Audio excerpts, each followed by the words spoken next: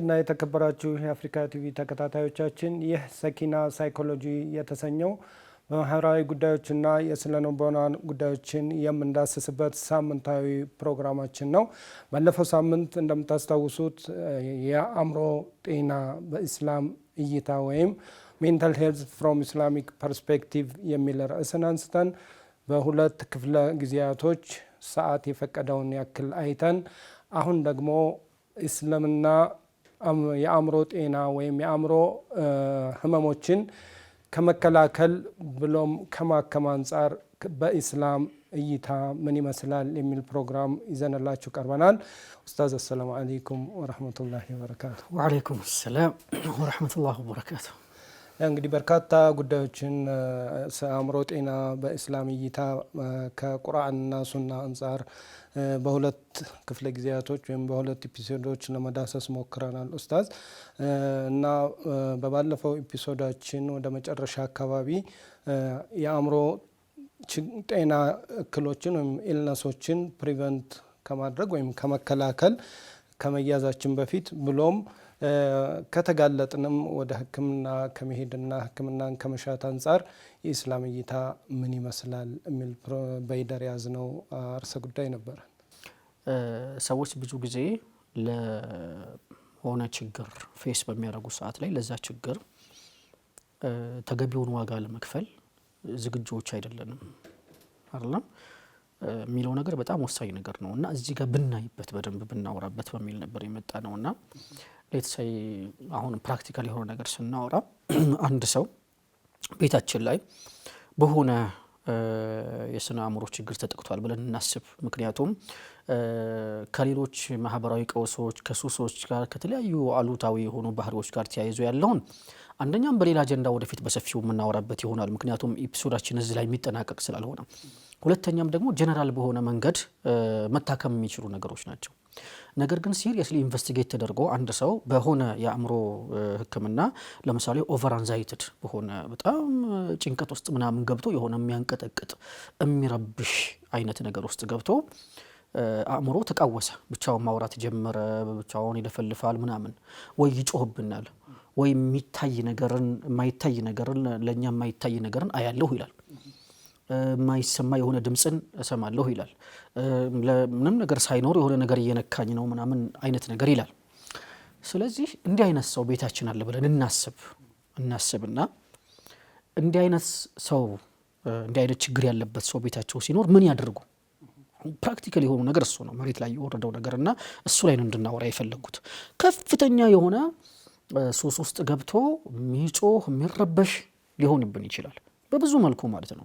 ወይ ተነስቶ ቤት ጥሎ ዝም ብሎ ይወጣል እና ሲፈልግ ደግሞ ይመጣል። አንዳንዱ ደግሞ ጤነኛ ሆኖ አለባበሱ ጤነኛ ሆኖ ዝም ብሎ ወጥቶ ጽድት ያለ አለባበስ ነው የሚለብሰው፣ ግን ከሰው ጋር አይነጋገርም። ወይ ከውጭ ሰው ጋር ብቻ ነው የሚያወራው፣ አንዳንዱ ከቤተሰብ ጋር አያወራም። ወይ ደግሞ ከቤተሰብ ጋር ብቻ ነው የሚያወራው፣ ከውጭ ሰው ጋር አያወራም። ወይ ቤት ብቻ መዋል የሚፈልገው፣ ሌላ ምንም ችግር የለበትም፣ ግን ከወደ ውጭ መውጣት አይፈልግም። ስራ መስራት፣ ራሱን መለወጥ፣ እንዲያገባ፣ እንዲወልድ፣ ትዳር እንዲይዝ እንፈልጋለን። ወይ ደግሞ እንዳልነው ቤት መቀመጥ የሚባል ነገር አይፈልግም፣ መረጋጋት የሚባል ነገር አይፈልግም። ይሄም ኢንተርን። ስለዚህ ራሱን የሚገልጸው በተለያየ መንገድ ነው። ወይ ምግብ በጣም ኦቨር የበላ ያስቸግረናል፣ ወይ ባለመመገብ ያስቸግረናል፣ ወይ እንቅልፍ አይተኛም፣ ወይ እንቅልፍ መተኛት በጣም ከሚገባው በላይ ነገሮች ይሄዳሉ። እንዲህ አይነት ህሙማኖችን ቤታችን ውስጥ ሊኖሩ ይችላሉ። ተከታታዮች በደንብ የሚገባቸው ምን እናድርግ የሚለው ላይ ነው በደንብ እንድናወራ የፈለኩት። አንደኛ መጀመሪያ ችግሩን ቁጭ ብለን መለየት አለብን። ከምን ምክንያት ነው ይሄ ነገር የመነጨው? ከመቼ ጀምሮ ነው እንዲህ አይነት ባህሪ ያመጣው?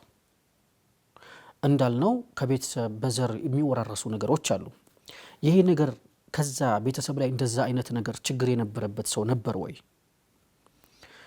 ከስራ ዓለም ጋር ተያይዞ የመጣ ነገር ነው ወይ? ይሄ ነገር በስራ ለምሳሌ በንግድ ዓለም ባለመሳካቱ ወይ በትምህርት ኦቨር በጣም ጥሩ ውጤት የሚያመጣ የነበረ ሰው ድንገት የሆነ ያልጠበቀው ነገር ቢገጥመው በተለይ አሁን 12 ላይ ምናምን አይነት ነገር ውጤት ሳይመጣላቸው ቢቀር እንዲህ አይነት ክራይሲስ ውስጥ የሚገቡ አሉ።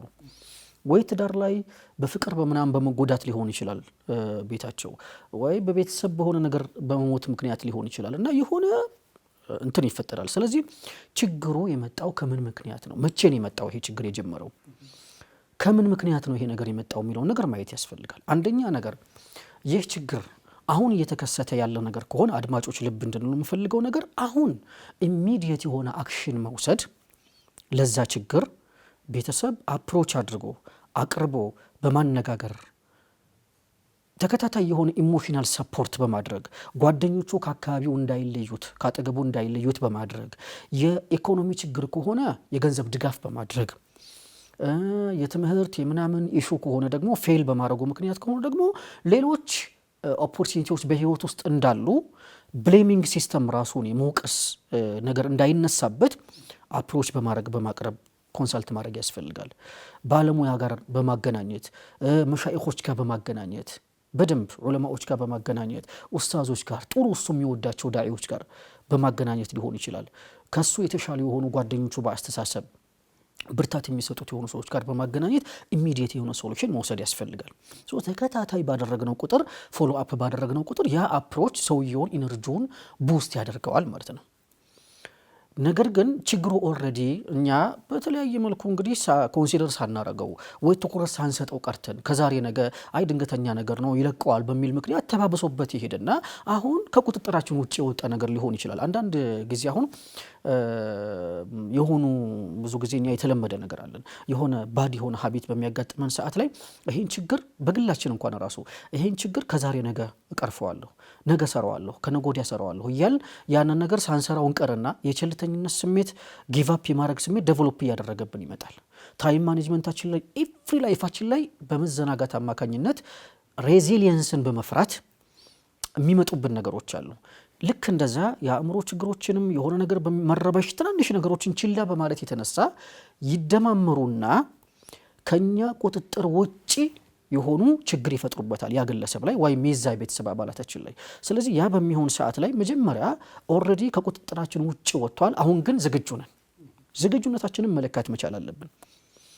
ስለዚህ ምንድነው ይሄ ችግር ከምንድነው የመጣው የሚለውን ነገር ካወቅን በኋላ ቁጭ አድርገን ለማውራት ያስፈልጋል።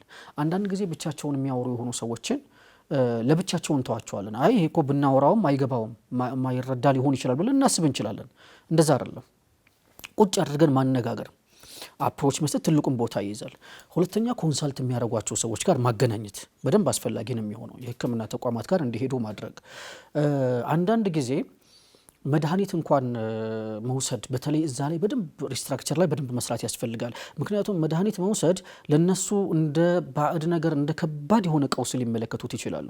ተራ ነገር እንደሆነ ማሳየት።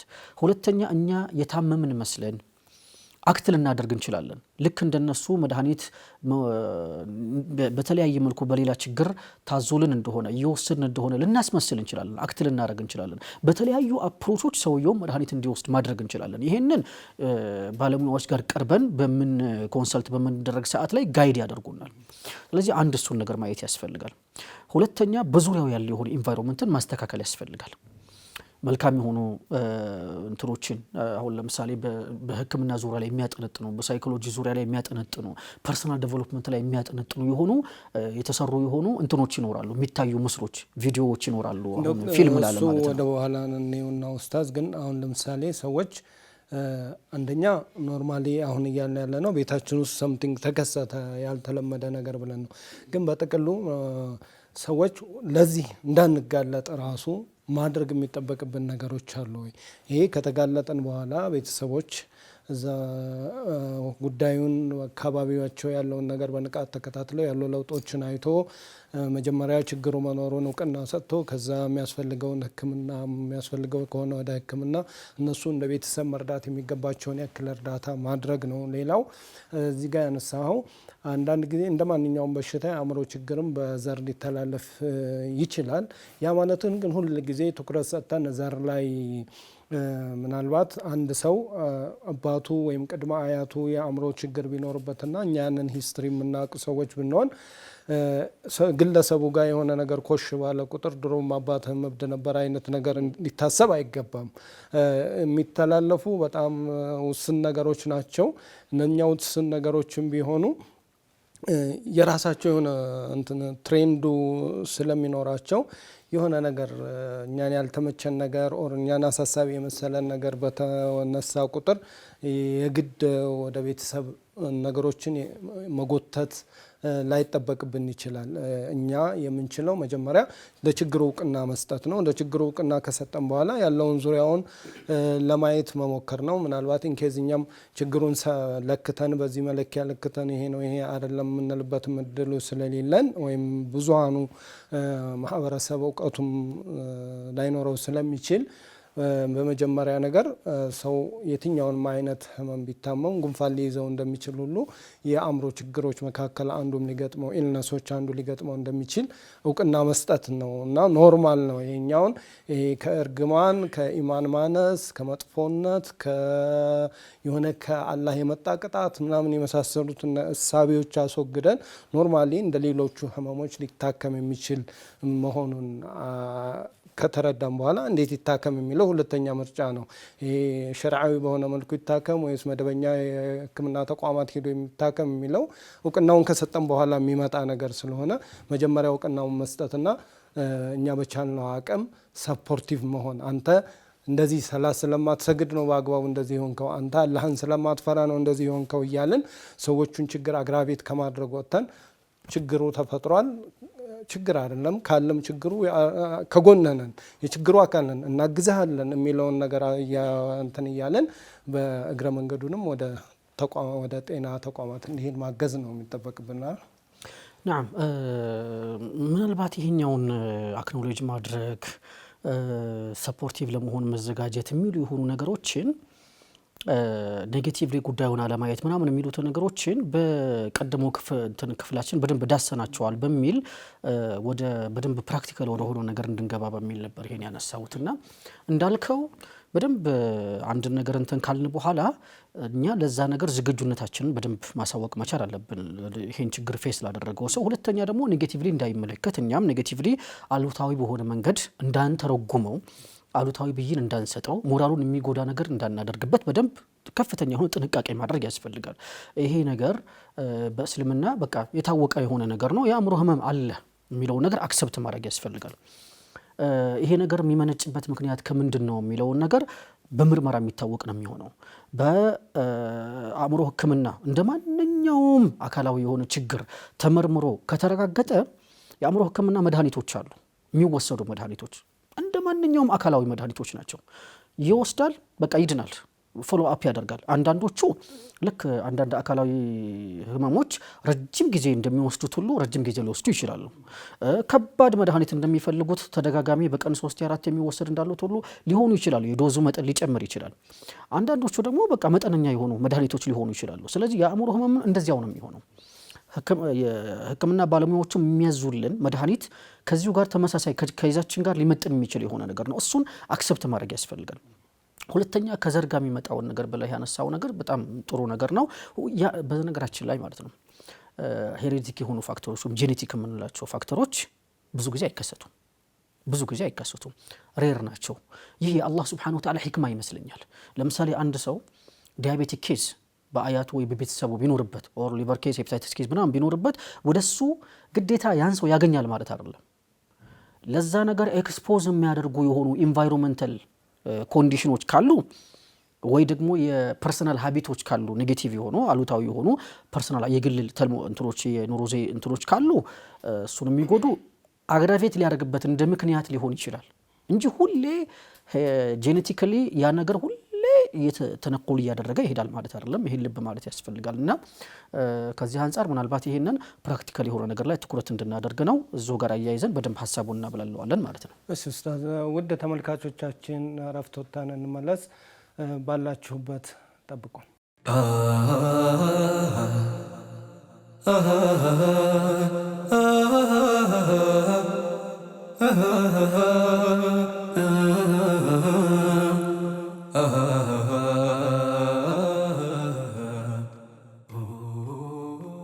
ወደ ተመልካቾቻችን ከእረፍት ተመልሰናል። አብሮነታችሁ አይለየን። እንግዲህ ኡስታዝ ቀደም ባለው ከእረፍት በፊት በነበረው ፕሮግራማችን እያየነው የነበረው የአእምሮ ጤና ፕሪቨንተብል ወይም ልንከላከለው የምንችለው የአእምሮ ህመም ልንከላከለው የምንችለው የህመም አይነት ነው ልክ እንደ ሌሎቹ የህመም አይነቶች ሁሉ። ነገር ግን ይህንን የመከላከያ ዘዴዎች በርካታ የመከላከያ ዘዴዎች አሉ። በቀደሙት ፕሮግራሞቻችን ላይ አካዳሚክ የሆነውን አይተናል። በኢስላም እስኪ ከኢስላም ከሱናና ከቁርአንና ከሱና አንጻር ሰዎች ራሳቸውን ከአእምሮ ህመም እንዴት ይከላከሉ፣ ምናልባትም ከተጋለጡ ደግሞ የተጋለጡት ሰዎች ምን ያደርጉ የሚለውን ብናየው በጣም ጥሩ ነው። ቤዚካሊ ያው ከእንትኑ ከተጋለጡ ምን ያደርጉ ከሚለው በፊት ፕሪቨንቲቭ ላይ ማውራት በጣም ቆንጆ ነው የሚሆነው። ምክንያቱም ይሄን ነገር ከመጋለጣችን በስተፊት ምን ማድረግ አለብን የሚለው ነገር ወሳኝ ስለሆነ ለምሳሌ ይኸውልህ አሁን ብዙ ጊዜ ኑር አይተህ ከሆነ እኛ ስለ ጤና የሚወሩ የሆኑ ፕሮግራሞችን ስለ አካላዊ ጤና አቴንቲቭሊ እንከታተላለን። ስለ አብዛኛው ሰው ስለ ስኳር ህመም ያውቃል አይደለም? ስለ ዲያቤቲክ ኬዝ ማለት ነው። ስለ ጉበት ያውቃል። ስለ ጨጓራ ቁጭ ብሎ ይሰማል። ስለ አእምሮ ህመም ግን ቁጭ ብሎ መስማት አይፈልግም፣ መነጋገርም አይፈልግም፣ አጀንዳው ማድረግም አይፈልግም። እኔ በዚህ ነገር ካልተጠቃሁኝ ወደፊት ሊያገኘኝ ይችላል የሚል አሰምሽንም የለም። ትናንሽ የሆኑ ጭንቀቶቻችንን የመጨነቅ የመረበሽ ነገር አለብኝ ምናምን አይነት ነገር እንልና እነሱ ነገሮች አግራቪት ካደረጉ እዛ ነገር ላይ ብቻ የመሽከርከር ነገር አለ። ስለዚህ መጀመሪያ ይሄ ኮንተምፕሌሽን ፕሪ ኮንተምፕሌሽን ምናምን የሚባል ነገር አለ አይደል? ህክምና ላይ ወደዛ ከመሄዳችን በስተፊት መጀመሪያ እያንዳንዱ ሰው ስለ አእምሮ ህመም ወይም ስለ ልቦናዊ ቀውሶች ግንዛቤ ሊኖረው ይገባል። በህይወታችን ላይ ልናደብራቸው የሚገቡ የሆኑ ልናገኛቸው ከሚገቡ የሆኑ እውቀቶች ውስጥ አንዱ ስለ አእምሮ ህመም ማወቅ ነው። ምክንያቱም ይሄ ነገር በአንድም በሌላ መንገድ እኛንም ወይ ልጆቻችንን ወይ ደግሞ የቤተሰብ አባላቶችንን ሊያጠቃ ይችላል። የሚያጠቃው ደግሞ ከትንሽ ነገር ተነስቶ ነው። ስለዚህ ትንንሽ ችግሮቻችን ምንድን ናቸው? መረበሽ ምንድን ነው? ድባቴ ምንድን ነው? ጭንቀት ምንድን ነው የሚሉ ነገሮችን ማወቅ መቻል አለብን። አትሊስት መሰረታዊ የሆነ ነገር ሊኖረን ይገባል። ሁለተኛ ወደ አእምሮ ችግር ሊያመሩ የሚችሉ የሆኑ ነገሮችን ኮንትሮል ማድረግ ያስፈልጋል። ይሄ ከምንድን ነው? ከዴይ ቱ ዴይ ሀቢታችን ጋር የተያያዘ ነው። ከማን ጋር ነው የምንውለው? አመጋገባችን ምን ይመስላል? ስንት ሰዓት ነው የምንነሳው? ስንት ሰዓት ነው የምንተኛው? ከውጫዊ ኢንቫይሮንመንት ጋር ያለ መስተጋብር ምንድን ነው? ትናንሽ አንድ ሰው እኮ መጥቶ ነብዩ ሰለላሁ ዐለይሂ ወሰለም ምከረኝ ሲላቸው ላ ተግضብ አሉት፣ አትቆጣ አሉት። ስለዚህ ቁጣ በራሱ ምን ያደርጋል? ብዙ በተቆጣህ ቁጥር የአንድሮጂን ሆርሞንህን እጅግ በጣም ከፍ ማድረግ የማባባስ አሉታዊ የሆኑ ነገሮችን አእምሮ ላይ የመፍጠር ሌሎች ችግሮችን እንትንህን የማቃወስ ነገሮች ይመጣሉ። እንደውም እንደ የረሱል አለይሂ ሰላቱ ሰላም ሐዲስ ሳይኮሎጂ ባለሙያዎች እንደ ኢሞሽናል ቴራፒ ይሉታል። ሰው በተቆጣ ጊዜ ምን ማድረግ አለበት? ቁጭ ማለት፣ ውዱ ማድረግ፣ ቁጭ ብሎም ጋደም ማለት የሚለው እነሱን የመሳሰሉ እነሱ ኢሞሽናል ቴራፒ ናቸው። ኢሞሽንህን ስሜትህን የምታግምባቸው ወይም የምታክምባቸው የቴራፒ አይነቶች ናቸው። ሌላው ምናልባት ሰልማን አልፋርሲና የአቡ ደርዳን ውይይት ታስታውስ ይሆናል። ስለ ጾም ሙሉ ቀን ስለ መጾምና ስለ መስገድ እዛ ጋ አዘኢንድ ረሱል አለይሂ ሰላቱ ወሰላም አፕሩቭ ያደረጉት ነገር አለ። ሰውነትህም ነፍስህም ቤተሰቦችም ሀቅ አላቸው። ሁሉንም ሀቃቸውን አለመስጠት የሚያመጣው የራሱ የሆነ ሳይኮሎጂካል የሆነ ፕሮብለም ስላለው ነው። የሚገባው እኛ በምንኖርበት ማህበረሰብ ውስጥ ብዙ ሀቅ ያላቸው አካላቶች አሉ። እኛ ሀቃቸው የሚገባቸውን ሰዎች ወይም አካሎች ግሩፖች ለየድርሻቸውን እየሰጠን በሄድን ቁጥር እኛ ሳይኮሎጂካሊ ኢሞሽናሊ ጥሩ እየሆን ነው የምንሄደው። ያንን ባላደረግንበት ለምሳሌ አካልህ ባንተ ላይ ሀቅ አለው ሲባል ምንድን ነው የአካሉ ሀቅ ያለው? የአካሉ ሀቅ በመጓደሉ ምን ሊመጣ ይችላል? አንድ ሰው ምናልባት ፊዚካል ኤክሰርሳይዝ በአግባቡ ባለመስራቱ ልዝ የሚያደርገው ነገር ሊኖር ይችላል።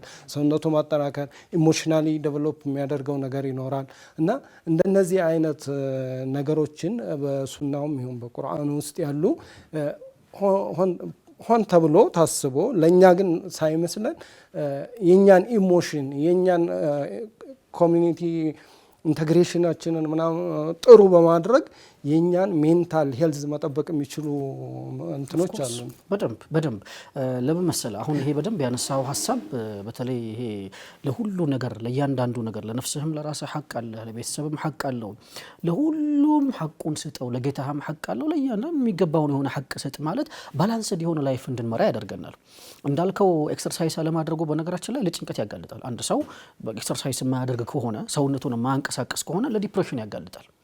ምክንያቱም ሆርሞኖቻችን ዴይ ቱ ዴይ ከሰውነታችን እንቅስቃሴ ጋር የተያያዙ ነገሮች ናቸው። የምንመገበው ምግብ ለጭንቀት ሊዳርገን ይችላል። ስርዓቱን ያልጠበቀ የሆነ የአመጋገብ ስርዓት ከሆነ ከራሳችን ጋር የሚኖረን የሆነ አስተሳሰባችን፣ አመለካከታችን ምናምን ለውጭኛው ኢንቫይሮንመንት የሚሆን ለራሳችን የሚኖረን ግምት፣ መልካችንን፣ ውበታችንን፣ አቋማችንን ራሳችንን የምንቀበለው ይሄ ሁሉ አጠቃላይ ያለን አመለካከት ሁሉ አእምሯችን ላይ ኢምፓክት አለው። ከሰዎች ጋር በሚኖረን መስተጋብር እኛ ለሰዎች የምናደርሰው ነገርና ኤክስፕረስ የምናደርገውና ከሰዎች በኩል የምናገኘው ግብረ መልስ አእምሯችን ላይ ኢምፓክት አለው። ይሄ ሳይታለም የተፈታ የሆነ ነገር ነው። በዛ ላይ ደግሞ ስለ ኢስላም ስለሆነ የምናወራው ከአላህ ጋር ያለን ዓላቃ ከቁርአን ጋር ያለን ዓላቃ እንትን ባለ ቁጥር አላህ ሱብሓነሁ ወተዓላ ነሱላህ ፈነሲሁም ነው የሚለው አይደለም እንዴ? ፈአንሳሁም አንፉሰሁም ይላል። ራሳቸውን ወደ መርሳት ደረጃ ላይ የሚያደርሰው ምንድን ነው? ከአላህ መራቅ ነው። ወደ አላህ በቀረብክ ቁጥር ደግሞ አላ ቢዚክሪላህ ተጥመኢኑል ቁሉብ ነው። ስለዚህ ከአላህ ጋር ያለን ዓላቃ የተስተካከለ እንዲሆን መሞከር አለብን። ከራሳችን ጋር የሚኖረው ለራሳችን ለአመጋገባችን የምንሰጠው ትኩረት ከአእምሯችን ጤና ጋር የተገናኘ መሆኑን ማወቅ አለብን። ከሌሎች ጋር የሚኖረን መስተጋብር፣ ከቤተሰባችን ጋር ከልጆችን ጋር የሚኖረን መስተጋብር፣ ኢንተርን ስራ ዓለም ላይ ትምህርት ላይ የሚኖረን መስተጋብር ባላንሱን የጠበቀ ካልሆነ ነገ ከነገ ወዳ የአእምሮ ጤናችን ላይ እክል ሊፈጥር እንደሚችል ማወቅ ያስፈልጋል። ስለዚህ እዛ ላይ በደንብ ባላንስድ የሆነ ነገር እንዲኖረን መስራት ያስፈልጋል ማለት ነው። እስላም እይታው አሁን ሜንታል ሴቲንግን መቀየር ነው። ማይንድ ሴትህን ቀይሮ ነገሮችን መልካም በሆነ መልኩ ወይም ቀና በሆነ መልኩ እንድትረዳቸው፣ ችግሮችን ራሱ ስትረዳቸው እንደ ችግር እንደ መከራ ሳይሆን ላንተን ለማስተማር እንደመጡ። ለምሳሌ እንዳልኩ ችግር ሲመጣ ኢንቫይሮንመንትን ኤክስፕሎር ታደርጋለህ። ኤክስፕሎር በምታደርግበት ጊዜ ከችግሩ የምትወጣበት ወይ እዛው ችግሩ ጋር ትማራለህ። እና እንደነዚህ አይነት ነገሮችን ጀስት መከራ አይነት ነገር አድርጎ ከማሰብ እንትን ብሎ ነገሮችን ፖዚቲቭሊ ማይንድ ሴታችንን ፖዚቲቭ አድርገን የመጡበትን ወይ መረዳት፣ በመምጣታቸው ምናልባት እኮ በመምጣታቸው ያንን ነገር ሶልቭ አድርገው ወይም አርፎ አልሐምዱሊላህ በምትልበት ሰዓት የሚፈጠረው ስሜት በራሱ እሱ ለሜንታል ሄልዝ ያለው ቫሊዩ ቀላል አይደለም። እና አንደኛ ችግሮችን በአግባቡ ሊረዱን በሚችሉና አቅሙ ባላቸው ምስጢራዊነታችን ሊጠብቁልን ለሚችሉ ሰዎችን ሰለክት በማድረግ ችግሮቻችንን የማወያየትና የመነጋገር ባህል ሊኖረን ይገባል። ምክንያቱም ፈሳሉ አህለ ዚክር የሚለው የግድ ዲን ላይ ጉዳይ አይደለም። በየትኛውም የህይወታችን ዘርፍ ላይ ይህንን ጉዳይ ልንጠቀምበት ይገባል። እንደዛ በምናደርግ ጊዜ ያው ሸር የሚያደርጉን ሰዎች እየመጡ በሄደ ቁጥር ሰዎች የኛ ጉዳይ የሚያሳስባቸው ሌሎች ሰዎች እንዳሉ ስንረዳ ምንም እንኳን እኛ ችግር ውስጥ ብንሆን ብቻችንን አለመሆናችንን፣ በድሎትም ውስጥ ሆኖ ሰው ብቻውን መሆን አይወድም። እንኳን ችግር መጥቶ በዛን ሰዓትም ቢሆን ሊረዱት የሚችሉ ሰዎች ችግሩን ችግሬ ነው የሚሉ በዙሪያ ያሉ ሰዎች እንዳሉ ሲረዳ ይሄ ራሱ ለሜንታል ስታቢሊቲው ወይም ችግሩ አግራቬትድ ሆኖ ወደ ከፋ ደረጃ ላለመድረሱ የራሱ የሆነ አውንታዊ ሚና አለው። አዎ አንድ እንትን ፕሮፌሰር ጣሪቅ አልሐቢብ የሚናገሩት እንትን አለ። የአብዛኛው ችግር የፐርሰናል ዴቨሎፕመንት የሚሰራው የአብዛኛው ሰው ፐርሰናል ዴቨሎፕመንት ሜክ የሚደረገው በፍሮም ኤርሊ የርስ ኦፍ ላይፍ ስቴጅ ኦፍ ላይፍ እስከ 7 ዓመት ባለው ውስጥ ነው የሚባል ነገር አለ አይደለም። እሱን ይዞ አሁን ሞደርን ሳይንስ ኤክስፕሎር ያደረገው ነገር አለ።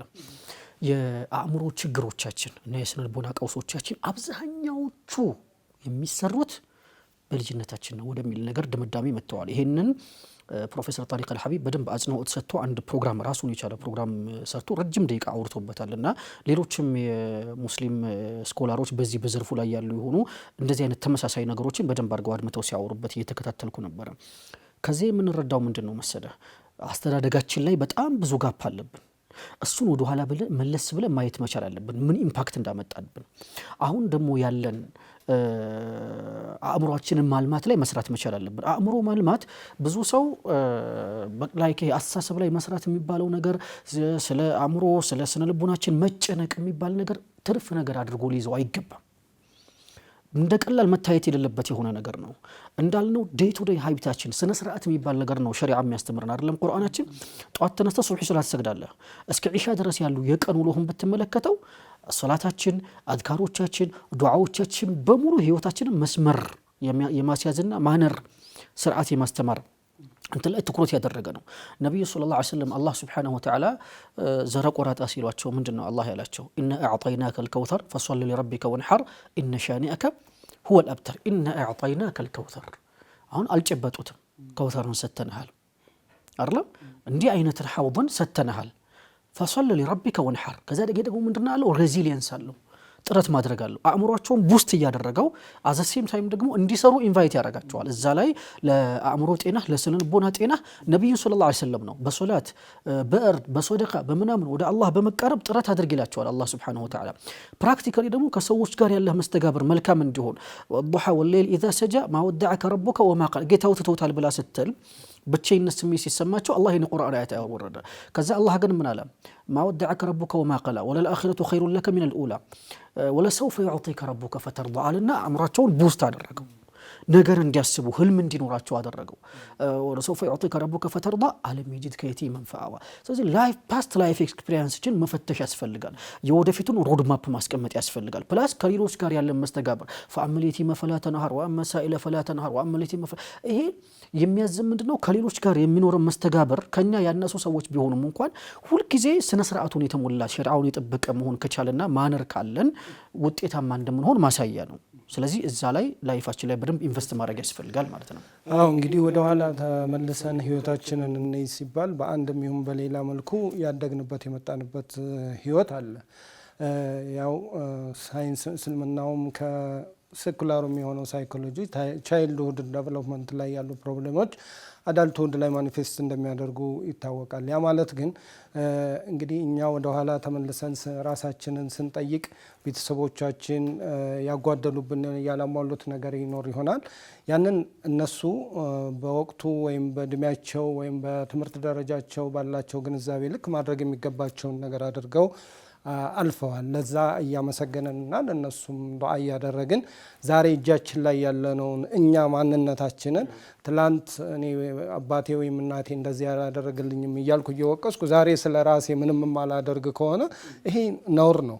እኛ አሁን ልናደርግ የምንችለው ዛሬ ላይ ያለ ማንነታችንን እኛና አሁን እጃችን ላይ ያሉ ወይም ወደፊት እጃችን ላይ ሊኖሩ የሚችሉ ልጆች ላይ ከዚህ ጥንቃቄ ወስደን መደረግ የሚገባውንና ማድረግ የምንችለውን አድርገን ከችግሩ የጸዱ እንዲሆኑ ወይም ለችግር ተጋላጭ ያልሆኑ ልጆችንና ቤተሰቦችን ወይም ማህበረሰብን ማፍራት ከኛ ይጠበቃል። ወደኋላ እዩ ስንል እንግዲህ ያው ወደፊት ለመራመድ ወደኋላ ማየትም አስፈላጊ ስለሆነ እንጂ ወደኋላ ላለፈው ሰንበዲን ተጠያቂ አድርገን ራሳችንን ከችግሩ ንጹህ ወይም ለማውጣት መሆንና እንደዛ መታሰብ የለበትም።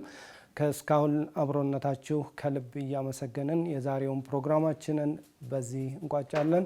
በቀጣይ ፕሮግራም እስከምንገናኝ ድረስ ወሰላሙ አለይኩም ወራህመቱላሂ ወበረካቱ።